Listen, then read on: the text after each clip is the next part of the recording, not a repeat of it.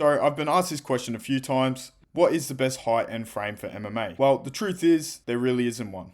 My personal opinion, I don't think it matters. Unless, obviously, you're 5 foot and fighting at heavyweight. Realistically, it's probably not ideal. So today, I'm going to go over what is the ideal height and frame for MMA, where I will go over the truth and a list of the ideal frames by each division. So the truth essentially is, we have seen shorter fighters dominate taller opponents over time. For example, DC, Mike Tyson, Ilya Topuria, Volkanovski, Peter Yan. The list goes on, but you get the point, right? It's not that uncommon to see nowadays. Yes, you will have the random guy tell you reach is the most important component, but everyone that's trained properly or fought knows there are many ways around a lengthy guy. Now, don't get me wrong, being the taller lengthy guy definitely has its perks, but so does being a short and compact guy. Obviously, the taller lengthy guy will be better with his jabs, teeps, and kicks, etc. There isn't a best height and frame for MMA, but I guess there is ideal height and frame for each division. It doesn't really matter though. So the ideal frame by each division, I'll get into that now. Flyweight, 125 pounds. Short, compact, explosive. Bantamweight, 135 pounds. Short to medium, high output. Featherweight, 145 pounds. Medium high, longer arms. Lightweight, 155 pounds. 5'7 to 5'10 and just well-rounded. Welterweight, 170 pounds. 5'9 to 6 foot, athletic build. Middleweight, 185 pounds. 6 foot to 6'2", long and rangy. Light heavyweight, 205 pounds. 6'1 to 6'3", powerful frame. Heavyweight, 265 pounds. 6'2 plus, big but athletic. Now obviously there's a lot of gaps in this list, but that is because I just put a rough example, because I don't really entertain this subject because of my personal beliefs that it doesn't really matter all that much. Now I know there's going to be a few guys in the comments that are going to say, bro, it matters. Okay, that's your opinion. There is proof that it doesn't really matter all that much. For example, Josh Hokert, 6'1",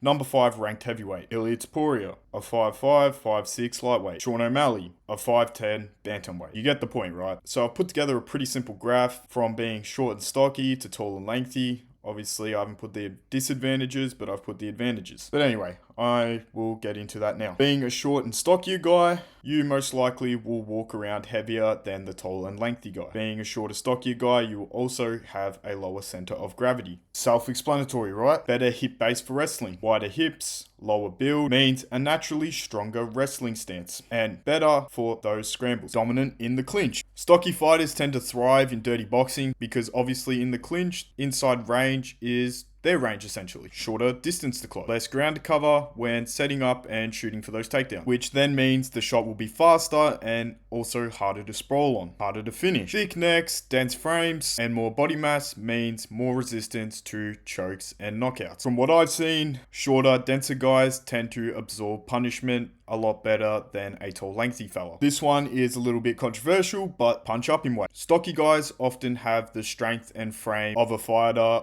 one division above. So I would say that size and strength advantage is a pretty big perk. I'm going to get into the tall and lengthy advantages. So just before I get into the tall lengthy advantages, I just want you guys to know that I will be coming out with a weight class calculator, not based off height and frame, but based off your walk around weight and how much you can actually cut. Okay, so tall and lengthy advantages. We all know reach advantage is probably the most obvious one. Longer arms means you can hit your opponent, but they can't always hit you back. If you are tall and lengthy and you know how to use your range, it is almost like a force field. Longer kicking range. Tall fighters can often keep their opponent at bay with their longer legs, where shorter fighters simply can't reach. Long legs essentially equals constant threat. Jab control. A tall, long fighter can use their jab to control the fight. It can dictate distance and very often disrupt rhythm, which will often lead to the shorter fighter struggling to get on the inside. Teep dominance. Long legs make teeps and kicks a constant weapon. It's very difficult to time, and it stops shorter guys right in their tracks, which then again, it makes it harder for them to close the distance. Octagon control. Tall, rangy fighters often will control the distance, unless you're Charles Oliveira. Their presence alone often dictates where the fight goes. Choking power. Longer arms make rear naked chokes and guillotines much deeper and tighter. A shorter fighter simply can't replicate the squeeze a long-armed fighter can generate. Better submission leverage. Long limbs make Triangles, guillotines, much tighter and often harder to escape. So often longer legs will wrap deeper than a shorter guy, obviously. Awkward angles. Longer frames can naturally create awkward angles. Longer fighters tend to be harder to read because their strikes come from further distance and different trajectories. Harder to take down because a high center of gravity